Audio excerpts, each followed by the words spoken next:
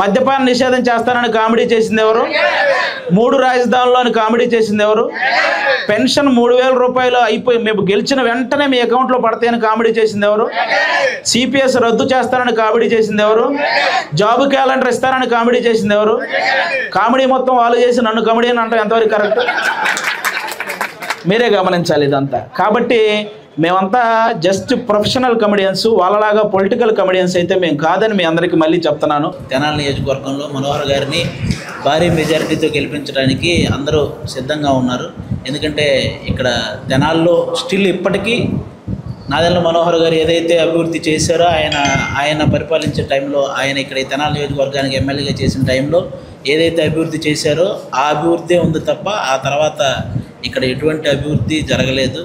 కాబట్టి అందరూ కూడా ఈసారి కూటమి తరపున నిలబడ్డ మనోహర్ గారిని భారీ మెజార్టీతో గెలిపించడానికి సిద్ధంగా ఉన్నారు. నాకు తెలిసి ఈ సరౌండింగ్స్లో ఈసారి తెనాల్లోనే హయ్యెస్ట్ మెజార్టీ రాబోతుంది అన్నది తెలుస్తుంది. ఇప్పటికీ మనకి అసెంబ్లీలో ఒక స్పీకర్ అంటే ఎప్పటికీ గుర్తుండిపోయే స్పీకర్ మనోహర్ గారు. ఎందుకంటే సభని అటు అధికార పక్షానికి ప్రతిపక్షానికి ఈక్వల్ వాల్యూ ఇస్తూ నడపగలిగిన ఒకే ఒక స్పీకర్ మన మనోహర్ గారు. మీరు మిగతా నెక్స్ట్ వచ్చిన స్పీకర్స్ని మీరు చూస్తే వన్ సైడెడ్గా ఉండేది. ఓన్లీ ప్రతిపక్షాన్ని అసలు పట్టించుకోకుండా, వాళ్ళ చెప్పేది వినకుండా, లేకపోతే స్పీకర్ కూడా ఏదో బూతులు మాట్లాడే స్థాయిలో ఈ అసెంబ్లీలు నడుస్తున్నాయి అన్నమాట.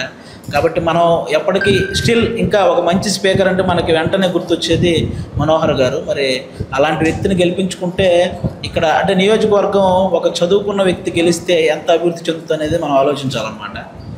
అది ఈసారి అందరికీ అది వచ్చిందని అనుకుంటున్నాను. ఎందుకంటే ఈ కూటమిని గెలిపించడానికి నేను ఇందాక ఎయిర్పోర్ట్ నుంచి వస్తుంటే ఈ రోడ్లు చాలా ఇదైంచాను. అంటే పొరపాటున ఒక ప్రెగ్నెంట్ లేడీ కనుక ఆటోలో ఆవిడ ఈ రోడ్ల మీద ప్రయాణిస్తే హాస్పిటల్కి వెళ్ళకముందే ప్రసవం అయింది ఆటోలో, అలా ఉన్నాయి రోడ్లు.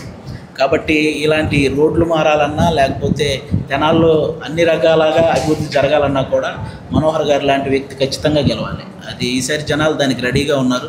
ఎక్కడికి వెళ్ళినా సరే ఆటోమేటిక్గా ముందే చెప్పేస్తున్నారు, మీరు రానక్కర్లేదండి, ఈసారి కూటమిని గెలిపించడానికే సిద్ధంగా ఉన్నారని. ఏ నియోజకవర్గానికి వెళ్ళినా ఆ ప్రభుత్వ వ్యతిరేకత అంతుందన్నమాట.